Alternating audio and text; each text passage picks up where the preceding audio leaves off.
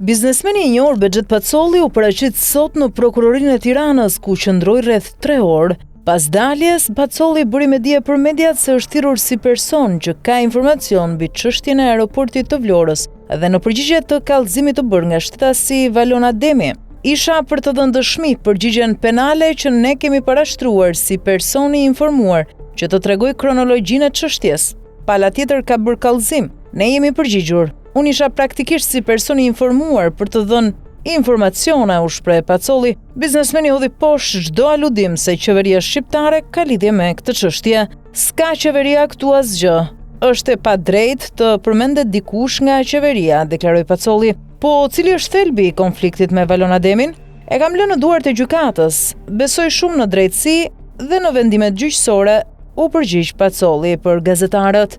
Pacolli është kallëzuar nga ortaku I tij Valon Ademi, ndërsa vetë biznesmeni Pacolli kallëzoi Valon Lukën, noteren Valbona Selimi dhe aksionerin Valon Ademi. Aktualisht prokuroria e Tiranës po heton kallëzimet e bëra nga biznesmeni Pacolli dhe biznesmeni ortak I tij Valon Ademi në lidhje me kuotat takuese në aeroportin e Vlorës.